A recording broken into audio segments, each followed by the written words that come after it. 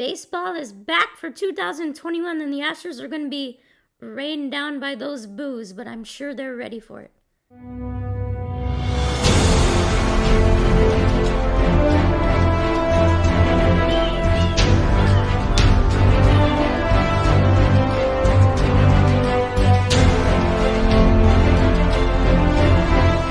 Hey everyone, and welcome back to another video on Mount of Sports Talk. We're going to be doing my preview for the 2021 Houston Astros baseball team, and we've got a lot to unpack about the Astros this year. Currently, the Astros are 6-3 on the season. I know this is coming out a little bit late, but you got to look at the team so far for 2021. They're looking solid. They're not obviously as great as they were in 2019 and stuff, but they're still a good team. They will be contenders. You cannot forget about the Astros. I'm sure nobody has forgotten about them because this year the fans are going to be voicing their displeasure against the Astros for the first time since the cheating scandal was emerged. But look, I'm an Astros fan. I'm going to say it straight up. They cheated. I'm not those kind of fans that say that they didn't cheat. They cheated. It was a bad thing. I understand why everybody's mad. Rightfully so. They cheated. It wasn't a good thing. I was really disappointed in the fact that they cheated. And that's that. It's in the past now. Let's move on. I'm sure the fans who are against the Astros are not going to move on. And that very well be so the case. But as an Astros fan, I'm moving on from that. Got a new team. Dusty Baker's leading this group. And the fact is that there's only so much you can do to deny the Astros doing good. I mean, when they're playing good, you can't just say that they cheated. I mean, give them credit when they're hitting well now, because they're not cheating. I mean, I know if it's a joke and all, I understand, man.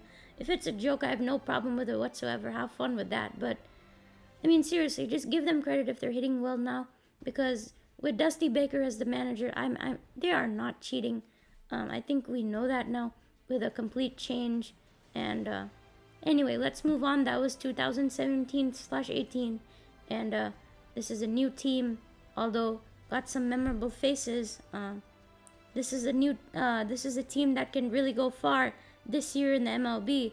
I think they can go far in the postseason as well. They've got that kind of offense, especially we all know what they present offensively in the bullpen, and then you got some great starting pitchers. So I think the Astros are well suited for this year. They're going to be a contender in the AL. And if you checked in MLB Power Rankings, they're ranked number 5 last time. So they're still in the top 10, maybe in the top 5. And I'm wondering what kind of teams would come out of the AL right now. You got a couple of teams. The Yankees obviously are going to be one of the favorites to win the AL this year. Then you have the Twins emerging as one of the favorites as well. The White Sox have a new group of guys. And then the Angels have been really playing well this season to start. Shohei Ohtani has been really great as that two-way player for them. And then obviously Mike Trout being their main guy. But the Astros, they should be able to win the AL West again. The Angels are going to be right in them with the chase. But I do think the Astros can pull this West Division title. I'm sure they can win it this year. It's going to be close, but I do think the Astros get 90 wins plus on the season so far. But the key for the Astros, obviously in the postseason, they were extremely great last year, and the offense really has to be pretty consistent throughout and deliver in the postseason like they did last year, mostly throughout. And then pitching on the road, especially Lance McCullers, I'm talking about you, that has to be solid as well. The pitching has to be there, especially the support from the bullpen. The Astros will get healthier pitching-wise later on in the season when Framber Valdez will come back. And personally, I think the boos that the Astros are facing, we saw against the Angels, the trash cans being thrown onto the field. That was a pretty interesting idea by the Angels fans. I want to see what kind of ideas they have to kind of heckle the Astros. I want to see what they got. But personally, I think the booing is just going to fuel these guys and motivate them even more to show that they can do it. I think they did prove that last year in the playoffs, that they can win without cheating, and that's just going to continue to happen. These guys are on a mission to show everybody what they can do, and I think they can do that this year. But let's break down the offense now. You got Yordan Alvarez, the big, powerful Cuban guy. Air Yordan, what a beast this man was. The AL Rookie of the Year in 2019. with 27 home runs. Obviously, you remember him. Yordan Alvarez was such a big miss for the Astros last season. He's back. His knees are looking as good as ever. Touch wood. He's looking strong. He's looking healthy. And that DH position for the Houston Astros. So far, he's been pretty well, hitting 289 with a 870 OPS. And the thing is that Yordan, he does strike out quite a bit, 12 strikeouts so far, and he has 8 RBIs on the season so far. Yordan Alvarez, definitely a must, a huge key for the Houston Astros in that middle order lineup. He is really good and powerful, and it's just incredible to see how consistently he can deliver over and over.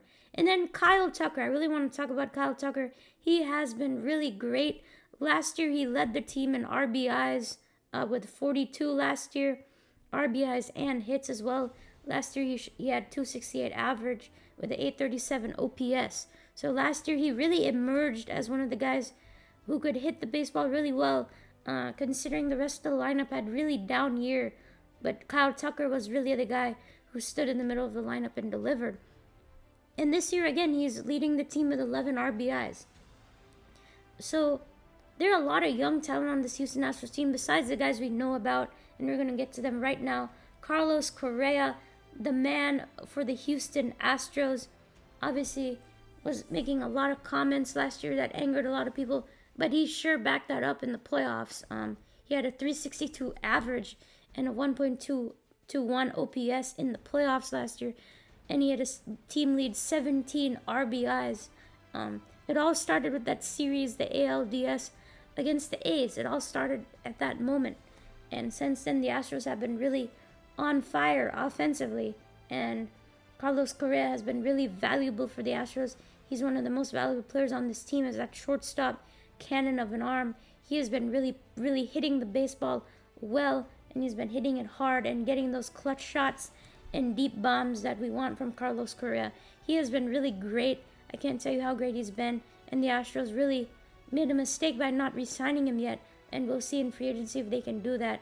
Currently, Carlos is hitting a 333 average with a 983 OPS, so he's really hitting it well. As of recently, has gotten on strides, and he's playing really well. Carlos Correa brings life to this team. He's got that swag that the Astros were really known for before. And now, obviously, Jose Altuve, the guy that everybody knows on the Astros, he has been just great this season so far, hitting a 351 average with a 918 OPS.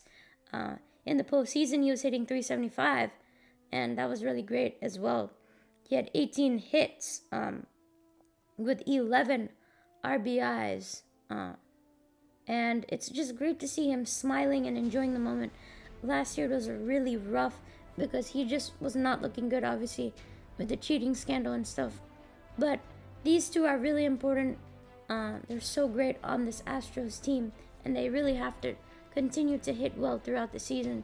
And last year, they both were in the slump, but they both awoke in the postseason, and it's been continuing now on.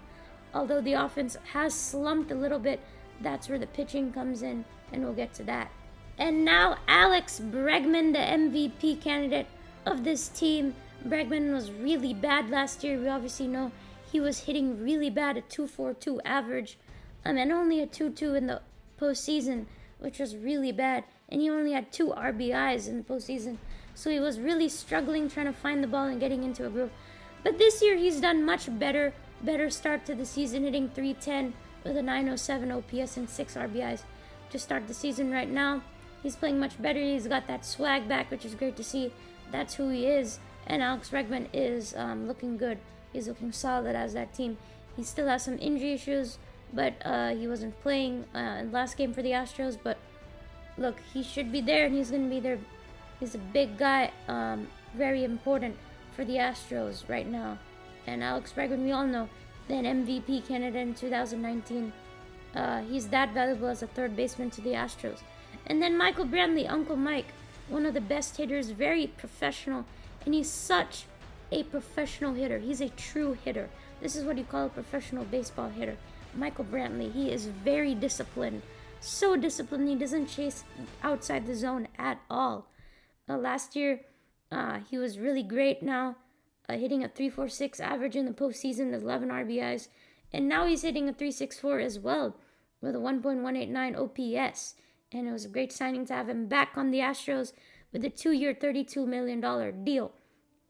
Obviously, the George Springer signing with the Blue Jays is obviously going to hurt a lot. George, being the 2017 World Series MVP, was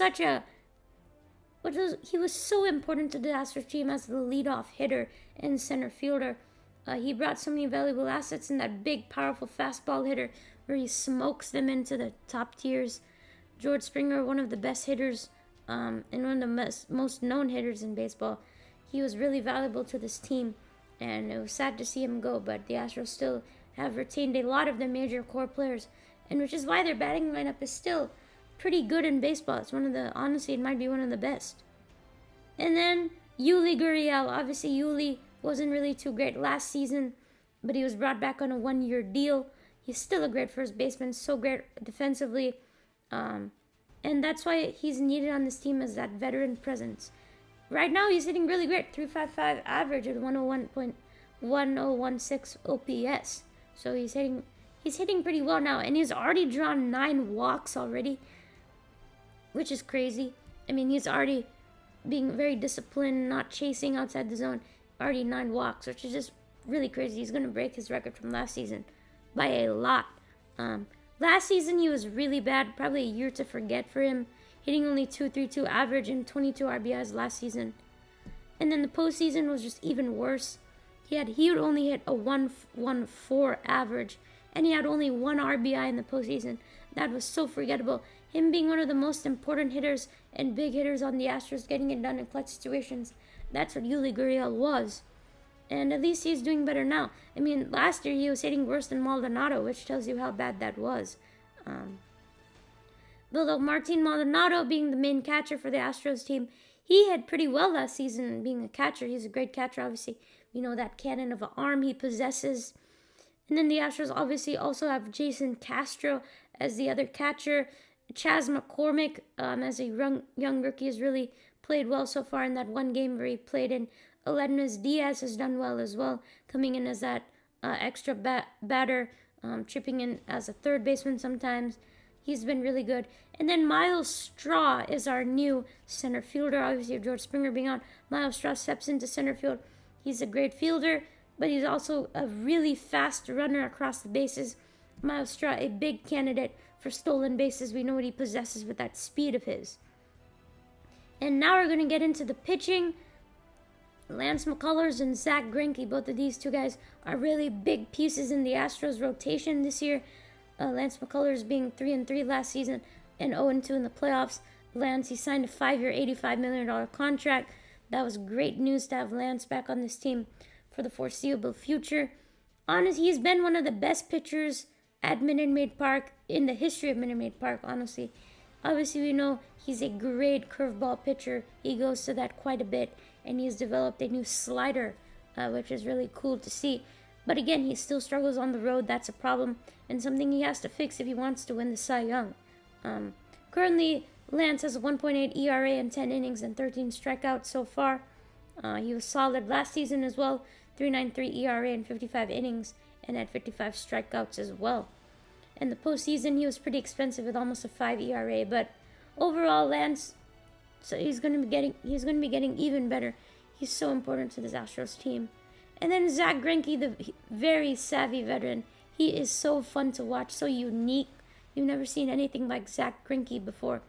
And Zach was pretty good last year, pretty solid. He had a 4.3 ERA in 3 games in the postseason, but he pitched some really big games, such as Game 5 of the ALCS. And he's been pretty good this year so far, only a 1.38 ERA in 2 games so far, 13 innings and 8 strikeouts. And he's really mixing up his varieties as he gets older. Obviously, he's not reaching 90 miles an hour on his fastball, but he can pitch some really slow stuff and really shock you. But 3-3 last season was Zach Greinke, and he had a 4.03 ERA last season in 67 innings and 67 strikeouts, and he only gave up 9 walks. So Zach Greinke really doesn't give up walks. I mean, he's being really disciplined, pitching in the zone a lot.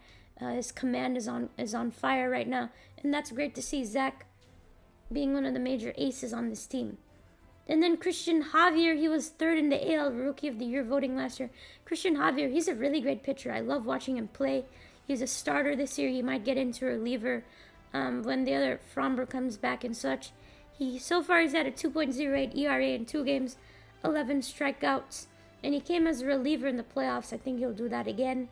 Last year he had a 3.48 ERA in 54 innings and was 5-2 in the regular season with 54 strikeouts in 54 innings.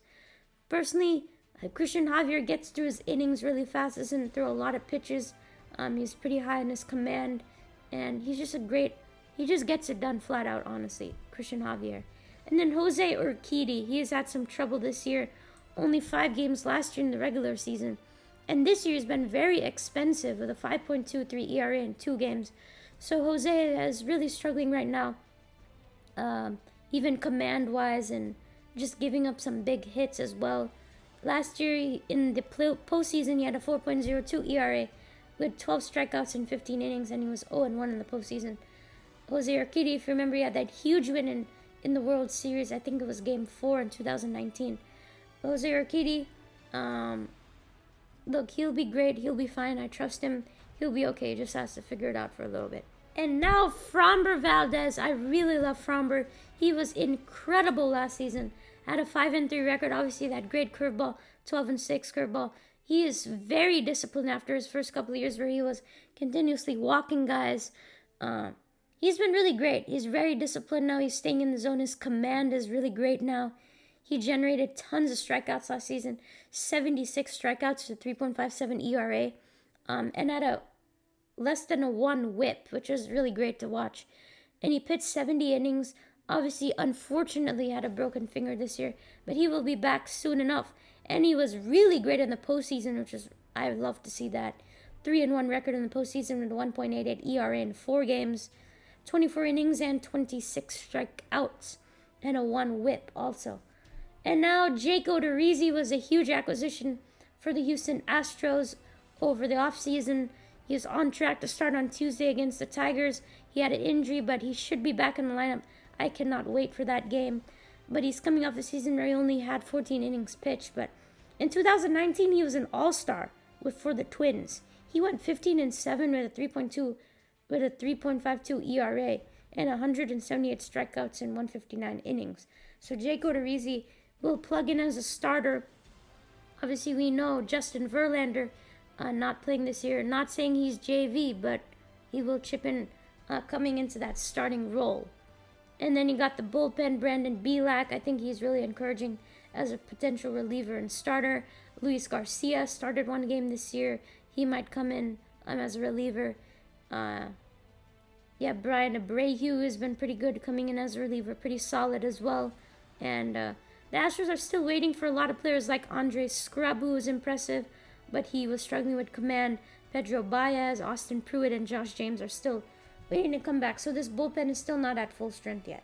And then we have the rest of the bullpen. Blake Taylor, Joe Smith, Enoli Paredes unfortunately got injured. He's on the 10-day injured list. Ryan Presley, who's done pretty well as a new role of the closer. And then Brooks Raley. So we got some good guys on this on the bullpen. It's just a matter of them getting healthy and playing some more games consistently, and they'll be fine.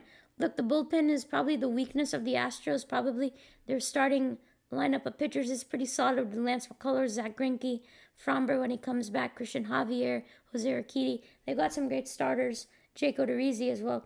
The bullpen, you got some guys there too, but it's a young bullpen, but they've got some really great guys on there. I really like this young bullpen of the Houston Astros, and they'll be fine, honestly. Oh, this ends my preview of the 2021 Houston Astros. Like I said, I think they'll win around 90-plus games this year. They're still a solid team with a great batting lineup. They're still really powerful offensively, and they've still got some aces in that pitching. So I think the Astros are ready for another deep run this season. And as an Astros fan, it's going to be fun to watch. I hope you enjoyed this video. Please go down, hit the like button, subscribe, enable notifications, and I hope to see you in the next video.